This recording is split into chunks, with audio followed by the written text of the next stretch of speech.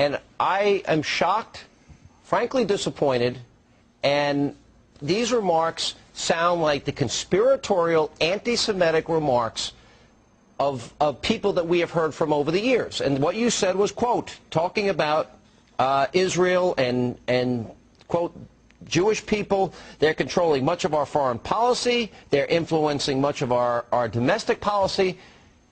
What do you mean by that? Because that sounds to me like a bizarre conspiracy theory. Why would you say something like that when it's just, first of all, patently untrue? Number one, I served in Congress for 17 years.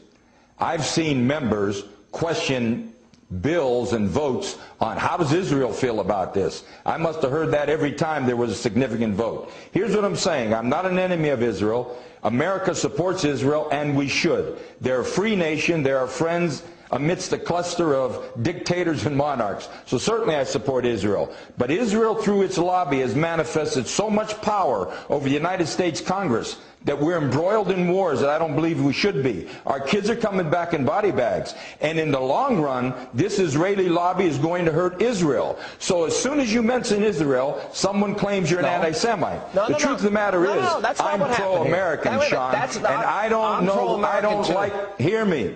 Hear me. I don't like what's happening in America today. All right, that's fair. Our kids are coming back in body bags. Wait a minute, but you're saying, we're bankrupt, completely broke. But you're suggesting here that we're fighting wars on behalf of Israel. But you just mentioned the 9/11 attacks. I think a lot of that has been influenced by Israel. Hear me now, Congressman. We're not fighting the war. We didn't fight the war in Iraq. We're not fighting in Afghanistan for Israel. We're fighting because this country was attacked, because the 9/11 Commission report said there's a group of enemies against us that are fighting a war against us, and we're not at war with them. So we're fighting them because they killed 3,000 plus Americans. That's why we're fighting. It has nothing to do with Israel. All right, let me respond to that. We're in a situation where the commission come out and they discuss the attack on America. There's no doubt about it. But our policies in the Mideast have been so one-sided and subjective. Without objectivity, we've created so many enemies, the only way they can strike back is we've imported the terrorists from those actions. Wait a minute. So if you question it, you're saying you're an anti-Semite. No, that's not what you did. That's not what you said. You said they're controlling our foreign policy, they're controlling our domestic policy. Yes, and I believe they are. Hear me now.